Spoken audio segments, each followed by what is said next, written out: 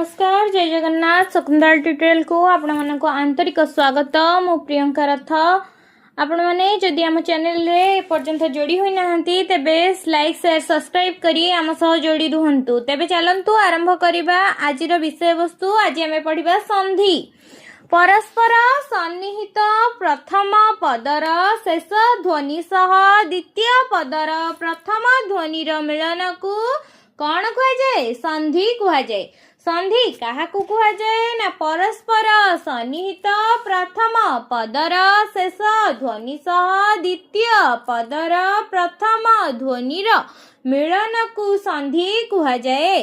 परस्पर सन्निहित प्रथम पदर शेष ध्वनि सह द्वितीय पदर प्रथम ध्वनिर मिलन को संधि कह जाए। नेक्स्ट क्वेश्चन, संधि केते प्रकार और कौन कौन? संधि तीन प्रकार, स्वर संधि, व्यंजन संधि और विसर्ग संधि। कौन कौन? स्वर संधि, व्यंजन संधि, विसर्ग संधि। परस्पर सन्निहित दुई गोटी स्वर ध्वनिर मिलन को केउ संधि कह जाए? परस्पर सन्निहित दुई गोटी स्वर ध्वनिर मिलन को स्वर संधि कह जाए। परस्पर सन्निहित दुई गोटी स्वर ध्वनिर मिलन को स्वर संधि कह जाए। नेक्स्ट क्वेश्चन, दुईटी व्यंजन वर्ण बा व्यंजन वर्ण सह स्वर वर्णर मिलन को केउ संधि कह जाए? दुईटी व्यंजन वर्ण बा व्यंजन वर्ण सह स्वर वर्णर मिलन को व्यंजन संधि कह जाए। प्रथम पदर शेषरे थिबा विसर्ग सह पर पदर मिलन को कौन कह जाए? प्रथम पदर शेषरे थिबा विसर्ग सह पर पदर मिलन को विसर्ग संधि कह जाए। संस्कार शब्दर केउ संधि होइछि? संस्कार शब्दरे व्यंजन संधि होइछि। संस्कार शब्दरे केउ संधि होइछि? संस्कार शब्दरे व्यंजन संधि होइछि। गणेश शब्द केउ संधि होइछि? गणेश शब्द स्वर संधि होइछि। गण युक्त ईस आछि एपटे ई आछि सेपटे तेबे कौन हला? स्वर संधि। निरीक्षण शब्दरे केउ संधि होइछि? निरीक्षण निहि युक्त रक्षण केउ संधि? विसर्ग संधि। उल्लास केउ संधि? व्यंजन संधि। ओडिया भाषा रे व्यवहृत लिंग संख्या केते? ओडिया भाषा रे व्यवहृत लिंग संख्या हेउची तीनी। कौन कौन? पुल्लिंग, स्त्रीलिंग और क्लीबलिंग। नेक्स्ट क्वेश्चन, कर्मी केउ लिंग? कर्मी क्लीबलिंग अटे। कर्मी केउ लिंग अटे? कर्मी क्लीबलिंग अटे। मेधावी केउ लिंग? मेधावी क्लीबलिंग अटे। मेंढा केउ लिंग? मेंढा क्लीबलिंग। ओडिया भाषा रे केउ पदरे पुरुष विचार करा जाए? ओडिया भाषा रे सर्वनाम पदरे पुरुषर विचार करा जाई थाए। ओडिया भाषा रे केतोटी पुरुष रही थाए? ओडिया भाषा रे तीनोटी पुरुष रही थाए। प्रथम पुरुष, द्वितीय पुरुष, तृतीय पुरुष। वाक्य रे क्रियापद सहित अन्य पद गुड़िकर जो संबंध रही थाए ताहाको कौन कह जाए? वाक्य रे क्रियापद सहित अन्य पद गुड़िकर जो संबंध रही थाए ताहाको कारक कह जाए। कारक केते प्रकारर? कारक 6 प्रकारर। संबंध पद को काहेकि कारक कह जाए नहीं? संबंध पदरे क्रिया न थाए तेणु ताहाको कारक कह जाए नहीं। विप्सा और व्याप्ति अर्थ रे केउ विभक्ति होई थाए? विप्सा और व्याप्ति अर्थ रे द्वितीय विभक्ति होई थाए। विप्सा और व्याप्ति अर्थ रे केउ विभक्ति होई थाए? विप्सा और व्याप्ति अर्थ रे द्वितीय विभक्ति होई थाए। निमित्तार्थे केउ विभक्ति हुए? निमित्तार्थे चतुर्थी विभक्ति अटे। निवारण अर्थ रे केउ विभक्ति होई थाए? निवारण अर्थ रे चतुर्थी विभक्ति होई थाए। अ आ भिन्न अन्य स्वर वर्ण एवं क ओ र परे दंत टी मूर्धन्य स रे परिणत हेबाकू कौन कह जाए? सत्व विधि कह जाए। अ आ भिन्न अन्य स्वर वर्ण एवं क ओ र परे स दंत्य सटी मूर्धन्य से परिणत हेले एहाको सत्वविधि कुहा जाई थाए। जेउ चिन्ह वाक्य अंतर्गत विभिन्न पदर वचन कारक संबंध पद को यथार्थ भावे सूचित कराइबारे सहायक होइथांती ताहाकू कौन कुहा जाए। जेउ चिन्ह वाक्य अंतर्गत विभिन्न पदर वचन कारक संबंध पद को यथार्थ भावे सूचित कराइबारे सहायक होइथांती ताहाकू विभक्ति कुहा जाए। नेक्स्ट क्वेश्चन, विभक्ति केते प्रकारर? विभक्ति 7 प्रकारर अटे। विभक्ति केते प्रकारर? विभक्ति 7 प्रकारर। केउ विभक्ति रे केउ कारक अनुजाई विभक्ति को चिन्हिबा पई निम्न रे सारणी दिया गला। डायग्राम टी को बुझी नबा। डायग्राम रे कोन अछि? कारक विभक्ति एक वचनर चिन्ह बहुवचनर चिन्ह। आमे कोन कोन जानिबा? कारक केते प्रकारर आमे जानिथिले 6 प्रकारर। विभक्ति 7 भागरे विभक्त। चिन्ह गुड़िक कौन कौन ओ एक वचन रे केउ प्रकारर चिन्ह हेबो एवं बहुवचन रे केउ प्रकारर चिन्ह हेबो एथुरु जानिबा। जदि कोनोसी डाउट अछि तबे कमेंट माध्यम रे जणाइले डाउट टी को क्लियर करिया पई मु आ लॉन्ग वीडियो कि कोन आनिबी तबे कमेंट माध्यम रे निश्चिंत जणाइबे वीडियो टी केमिति लागुची। प्रथमे आमे जानिबा कारक कौन। कारक कर्ता कारक, कर्म कारक, करण कारक, संप्रदान कारक, उपादान कारक, अधिकरण कारक। कर्ता कारक रे केउ विभक्ति हुए? प्रथम विभक्ति। कर्म कारक रे केउ विभक्ति? द्वितीय विभक्ति। करण कारक रे केउ विभक्ति? तृतीय विभक्ति। संप्रदान कारक रे चतुर्थी विभक्ति। उपादान कारक रे पंचमी विभक्ति। षष्ठी रो कोनोसी कारक न थाए तेणु एहा संबंधे षष्ठी। अधिकरण कारक रे सप्तमी विभक्ति। तेबे आमे जानिबा प्रथमे एकवचन चिन्ह कोन, बहुवचन चिन्ह कोन। कर्ता कारक प्रथम विभक्ति एकवचन चिन्ह कोन? TA tie. बहुवचन चिन्ह कोन? ए माने गुड़िक गुड़ाए इत्यादि। कर्म कारक द्वितीय विभक्तिर एकवचन चिन्ह कोन? कु कु ठाकु। बहुवचन चिन्ह कोन? मानकु मानक ठाकु इत्यादि। करण कारक तृतीय विभक्ति रे एकवचन चिन्ह कोन? रे द्वारे देई कर्तुक। बहुवचन चिन्ह कोन? मानकरे मानक देई मानक द्वारा। संप्रदान कारक चतुर्थी विभक्ति रे एकवचन चिन्ह कोन? कु कु की पाई सकाशे निमित्त इत्यादि। बहुवचन चिन्ह कोन? मानकु सेमानंक पाई मानक सकाशे गुड़िक पाई इत्यादि। उपादान कारक पंचमी विभक्तिर एकवचन चिन्ह कोन? रु ठारु ठु तहु इत्यादि। बहुवचन चिन्ह कोन? मानक ठु मानक ठारु इत्यादि। संबंध षष्ठी रो एकवचन चिन्ह कोन? रं कर अंक इत्यादि। बहुवचन चिन्ह कर मानक मानकर इत्यादि। अधिकरण सप्तमी रो एकवचन चिन्ह कोन? ए रे ठारे ठी ठेई। बहुवचन चिन्ह कोन? मानक ठी मानक ठारे गुड़िक ठी इत्यादि। तापर जानिबा क्वेश्चन गुड़िक आलोचना करिबा एमसीक्यू। वाक्यटी रे गोटिए कर्ता और गोटिए समापिका क्रिया थिले से वाक्य को कौन कुहा जाए? वाक्यटी रे गोटिए कर्ता और गोटिए समापिका क्रिया थिले वाक्य को सरल वाक्य कुहा जाए। जेउ वाक्य रे ओ एवं किंतु आदिर व्यवहार थाए ताहाकू केउ वाक्य कुहा जाए? जेउ वाक्य रे ओ एवं किंतु आदिर व्यवहार थाए ताहाकू यौगिक वाक्य कुहा जाए। दुई बा ततोधिक खंड वाक्यर मिलन को कौन कुहा जाए? दुई बा ततोधिक खंड वाक्यर मिलन को जटिल वाक्य कुहा जाए। वाक्य गठन दृष्टिरु केते प्रकारर? वाक्य गठन दृष्टिरु 3 प्रकारर अटे। वाक्य गठन दृष्टिरु केते प्रकारर? वाक्य गठन दृष्टिरु 3 प्रकारर अटे। कौन? सरल यौगिक जटिल। नेक्स्ट क्वेश्चन, वाक्यर अर्थ और भाव दृष्टिरु वाक्य केते प्रकारर? वाक्यर अर्थ और भाव दृष्टिरु वाक्य 4 प्रकारर।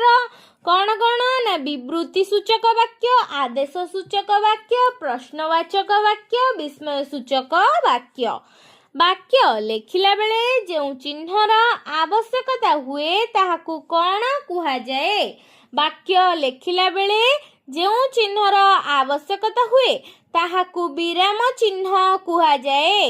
ଯଦି ବିରାମ ଚିହ୍ନ ଉପରେ ଲଙ୍ଗ ନୋଟ୍ ଚାହୁଁଛନ୍ତି ତେବେ କମେଣ୍ଟ ମାଧ୍ୟମରେ ଜଣାଇଲେ ମୁଁ ଏହାର ଲଙ୍ଗ ନୋଟ୍ ଆପଣଙ୍କ ପାଖରେ ପହଞ୍ଚାଇବି। ନେକ୍ସଟ କ୍ୱେଶ୍ଚିନ୍, ବିରାମ ଚିହ୍ନ କେତେ ପ୍ରକାରର? ବିରାମ ଚିହ୍ନ 10 ପ୍ରକାରର। ରୂଢ଼ି କେତେ ପ୍ରକାର? ରୂଢ଼ି 3 ପ୍ରକାର। ଛନ୍ଦ କେତେ ପ୍ରକାର? ଛନ୍ଦ 2 ପ୍ରକାର। ଆଷାଢ଼ ଶୁକ୍ଳ କେତେ ପାଦ ବିଶିଷ୍ଟ? ଆଷାଢ଼ ଶୁକ୍ଳ 6 ପାଦ ବିଶିଷ୍ଟ। କଳହଂସ କେଦାର କେତେ ପାଦ ବିଶିଷ୍ଟ? କଳହଂସ କେଦାର 4 ପାଦ ବିଶିଷ୍ଟ। କଳହଂସ କେଦାରର ପ୍ରତ୍ୟେକ ପାଦର ଅକ୍ଷର ସଂଖ୍ୟା କେତେ? କଳହଂସ କେଦାରର ପ୍ରତ୍ୟେକ ପାଦର ଅକ୍ଷର ସଂଖ୍ୟା 12, 7 ଯୁକ୍ତ 5। ପ୍ରତି ପାଦରେ କ'ଣ? 7 ଯୁକ୍ତ 5, 12 ପଦ, 12ଟି ଅକ୍ଷର। ନେକ୍ସଟ କ୍ୱେଶ୍ଚିନ୍, ଗୁଜ୍ଜରୀର ପ୍ରତି ପାଦର ଅକ୍ଷର ସଂଖ୍ୟା ଓ ପାଦ ସଂଖ୍ୟା କେତେ?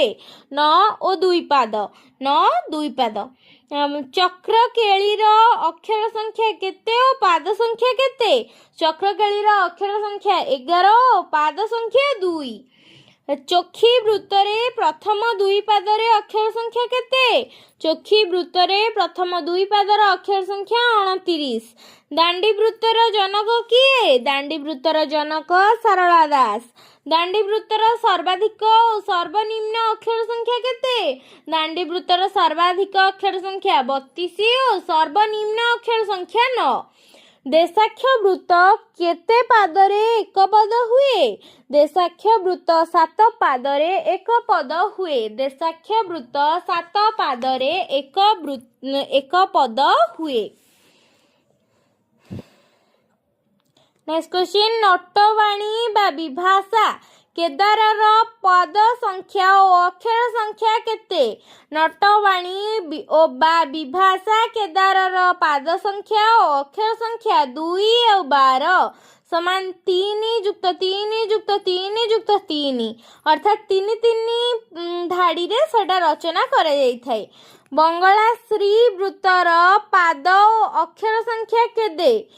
ବଙ୍ଗଳାଶ୍ରୀ ବୃତ୍ତର ପାଦ ସଂଖ୍ୟା 2, ଅକ୍ଷର ସଂଖ୍ୟା 20। ରାମକେରି ବୃତ୍ତର ଅକ୍ଷର ସଂଖ୍ୟା କେତେ? ରାମକେରି ବୃତ୍ତର ଅକ୍ଷର ସଂଖ୍ୟା 16। ଅଳଙ୍କରୋତି ଇତି ଅଳଙ୍କାର କିଏ କହିଥିଲେ? ଅଳଙ୍କରୋତି ଇତି ଅଳଙ୍କାର ଭାମହ କହିଥିଲେ। ଅଳଙ୍କାର ଶବ୍ଦର ସନ୍ଧି ବିଚ୍ଛେଦ କର। ଅଳଂ ଯୁକ୍ତ କୃ ଯୁକ୍ତ ଅ ଅଳଙ୍କାର। ଅଳଙ୍କାରର ସନ୍ଧି ବିଚ୍ଛେଦ କ'ଣ? ଅଳଂ ଯୁକ୍ତ କୃ ଯୁକ୍ତ ଅ ଅଳଙ୍କାର। ଅଳଙ୍କାର କେତେ ପ୍ରକାର ଓ କ'ଣ କ'ଣ? ଅଳଙ୍କାର 2 ପ୍ରକାରର, ଶବ୍ଦାଳଙ୍କାର ଓ ଅର୍ଥାଳଙ୍କାର। ଶବ୍ଦାଳଙ୍କାର କେତେ ପ୍ରକାର ଓ କ'ଣ କ'ଣ? ଶବ୍ଦାଳଙ୍କାର 3 ପ୍ରକାରର, ଅନୁପ୍ରାସ, ଯମକ, ଶ୍ଲେଷ। ସେ 3ଟା ଏବେ ଦେଖିବା କ'ଣ କ'ଣ? ଅନୁପ୍ରାସ କ'ଣ, ଯମକ କ'ଣ, ଶ୍ଲେଷ କ'ଣ?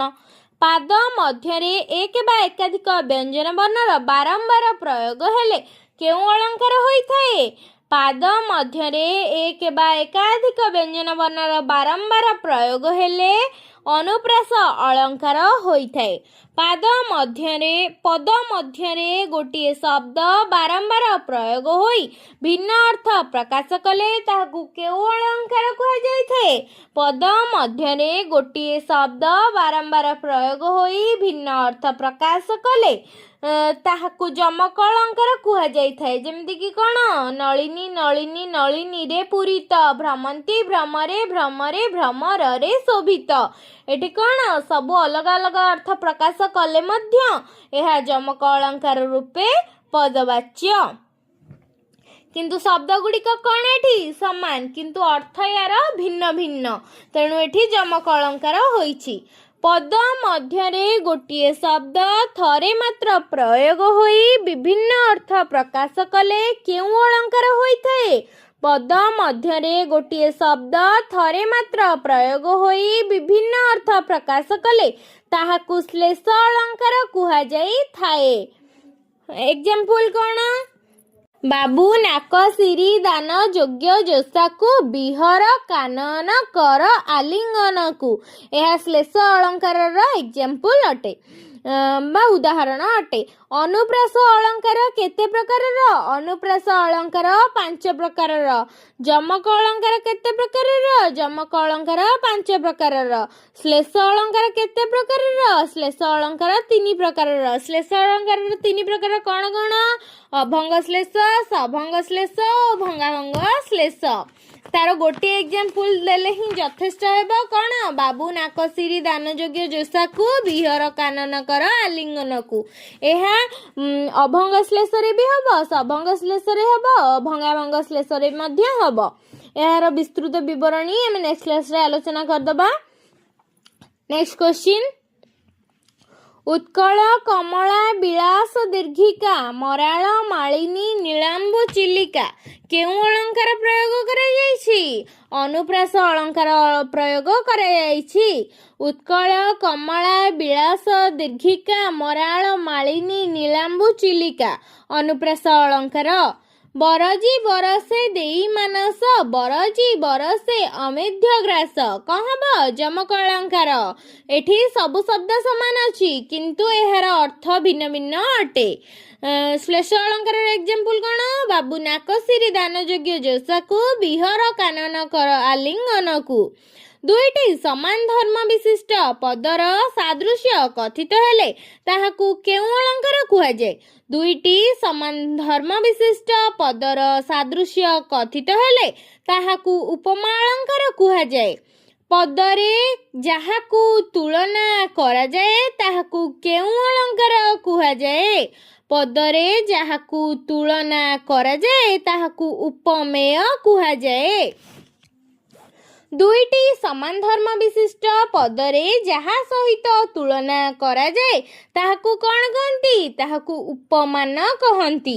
प्रकृत वस्तुरे अप्रकृत वस्तुर अभेद कथित हेले केउ अलंकार होइथाए? प्रकृत वस्तुरे अप्रकृत वस्तुर अभेद कथित हेले ताहाकू उत्प्रेक्ष्य अलंकार कुहा जाइथाए। उपमान उपमेय मध्यरे अभेद कथित हेले केउ अलंकार हुए? उपमान उपमेय मध्यरे अभेद कथित हेले रूपक अलंकार हुए। उपमान अपेक्षा उपमेयर आधिक्य कथित हेले केउ अलंकार हुए? उपमान अपेक्षा उपमेयर आधिक्य कथित हेले व्यतिरेक अलंकार हुए। कारण बिना कार्यर उत्पत्ति हेले केउ अलंकार हुए? कारण बिना कार्यर उत्पत्ति हेले विभावना अलंकार हुए। कारण थाई मध्य कार्यर उत्पत्ति न हेले केउ अलंकार हुए? कारण थाई मध्य कार्यर उत्पत्ति न हेले विशेषोक्ति अलंकार होइथाए। नेक्स्ट क्वेश्चन, उपमेय ओ उपमान मध्यरे थिबा सादृश्य को जदि दुईटी वाक्य रे दुईटी भिन्न धर्म द्वारा व्यक्त करा जाए तेबे सेठारे केउ अलंकार होइथाए? उपमेय ओ उपमान मध्यरे थिबा सादृश्य को जदि दुईटी वाक्य रे दुईटी भिन्न धर्म द्वारा व्यक्त करा जाए तेबे सेठारे दृष्टांत अलंकार होइथाए। उपमेय बिना उपमान को व्यक्त करागले ताहाकू केउ अलंकार कुहा जाए? उपमेय बिना उपमान को व्यक्त करागले ताहाकू अतिशयोक्ति अलंकार कुहा जाए। गोटिए उक्ति को आउ गोटिए उक्ति द्वारा समर्थन करागले ताहाकू कौन कुहा जाए? गोटिए उक्ति को आउ गोटिए उक्ति द्वारा समर्थन करागले ताहाकू अर्थांतर न्यास अलंकार कुहा जाए। गोटिए उक्ति को आउ गोटिए उक्ति द्वारा समर्थन करागले ताहाकू अर्थांतर न्यास अलंकार कुहा जाए। ଯେଉଁଠାରେ ଦୁଇଟି ଉକ୍ତି ବାସ୍ତବରେ ଅସଙ୍ଗତ କିନ୍ତୁ ସାଦୃଶ୍ୟ ଦ୍ୱାରା ସଙ୍ଗତ ହେଲେ କେଉଁ ଅଳଙ୍କାର ହୁଏ? ଯେଉଁଠାରେ ଦୁଇଟି ଉକ୍ତି ବାସ୍ତବରେ ଅସଙ୍ଗତ କିନ୍ତୁ ସାଦୃଶ୍ୟ ଦ୍ୱାରା ସଙ୍ଗତ ତେବେ ଏଠାରେ ନିଦର୍ଶନ ଅଳଙ୍କାର ହୋଇଥାଏ। ବସ୍ତୁ ବ୍ୟକ୍ତି ପ୍ରକୃତି ପ୍ରଭୃତିର ଯଥାଯଥ ଚମତ୍କାର ବର୍ଣ୍ଣନାକୁ କେଉଁ ଅଳଙ୍କାର କୁହାଯାଏ? ବସ୍ତୁ, ବ୍ୟକ୍ତି, ପ୍ରକୃତି ପ୍ରଭୃତିର ଯଥାଯଥ ଚମତ୍କାର ବର୍ଣ୍ଣନାକୁ ସ୍ୱଭାବୋକ୍ତି କୁହାଯାଇଥାଏ। ପ୍ରକୃତ ବସ୍ତୁକୁ ପରିହାର କରି ଅପ୍ରକୃତ ବସ୍ତୁକୁ ସ୍ଥାପନା କରାଗଲେ କେଉଁ ଅଳଙ୍କାର ହୁଏ? ପ୍ରକୃତ ବସ୍ତୁକୁ ପରିହାର କରି ଅପ୍ରକୃତ ବସ୍ତୁକୁ ସ୍ଥାପନା କରାଗଲେ ଅପହୃତି ଅଳଙ୍କାର ହୋଇଥାଏ। ଉପମା ଅଳଙ୍କାର କେତେ ପ୍ରକାରର? ଉପମା ଅଳଙ୍କାର 3 ପ୍ରକାରର। ରୂପକ ଅଳଙ୍କାର କେତେ ପ୍ରକାରର? ରୂପକ ଅଳଙ୍କାର 3 ପ୍ରକାରର। ଉତ୍ପ୍ରେକ୍ଷା ଅଳଙ୍କାର କେତେ ପ୍ରକାରର? ଉତ୍ପ୍ରେକ୍ଷା ଅଳଙ୍କାର 2 ପ୍ରକାରର। ନିନ୍ଦା ଛଳରେ ସ୍ତୁତି ବା ସ୍ତୁତି ଛଳରେ ନିନ୍ଦା କରାଗଲେ କେଉଁ ଅଳଙ୍କାର ହୋଇଥାଏ? ନିନ୍ଦା ଛଳରେ ସ୍ତୁତି ବା ସ୍ତୁତି ଛଳରେ ନିନ୍ଦା କରାଗଲେ ବ୍ୟାଜସ୍ତୁତି ହୋଇଥାଏ। ତେବେ ଆଜିର ଆଲୋଚନା ଏତିକି ଥାଉ। ଏହାପରେ ଆଲୋଚନା କରିବା ଉପମା ଅଳଙ୍କାର, ଉତ୍ପ୍ରେକ୍ଷା, ରୂପକ, ବିଭାବନା ଏସବୁର ଏକ୍ଜାମ୍ପଲ ଦେଖିବା। ଧ୍ୱନି ପରିବର୍ତ୍ତନ କାହିଁକି ହୋଇଛି, ପାଣିନି ଅଷ୍ଟାଧ୍ୟାୟୀଙ୍କର ଆଲୋଚନା କରିବା। ସେ ଯେଉଁ ସଂସ୍କୃତ ବ୍ୟାକରଣ ମୁନିତ୍ରୟ କିଏ? ଅଳ୍ପ ପ୍ରାଣୀ ଭବନ କ'ଣ? ନିମ୍ନଲିଖିତ କବିତା ଗୁଡ଼ିକର କେଉଁ ଅଳଙ୍କାର ପ୍ରୟୋଗ ହୋଇଛି? ମାନେ ଅଳଙ୍କାର ଗୁଡ଼ିକ କ'ଣ କ'ଣ? ମାନେ ଯେମିତିକି ଉତ୍କଳ କମଳା ବିଳାସ ଦୀର୍ଘିକା ମରାଳ ମାଳିନୀ ନୀଳାମ୍ବୁ ଚିଲିକାଟା ଅନୁପ୍ରାସ ଅଳଙ୍କାର ଗଲା, ସେଟା କାହାର? ଚିଲିକା କାବ୍ୟରୁ ଆସିଛି, ରାଧାନାଥ ରାୟଙ୍କର। ସେମିତି ସବୁ ଆଲୋଚନା କରିବା। ନେକ୍ସଟ କ୍ଲାସରେ ଆଲୋଚନା କରିବା। ଭିଡ଼ିଓଟି ଭଲ ଲାଗିଥିଲେ ଲାଇକ୍, ସେୟାର, ସବସ୍କ୍ରାଇବ୍ କରିବେ।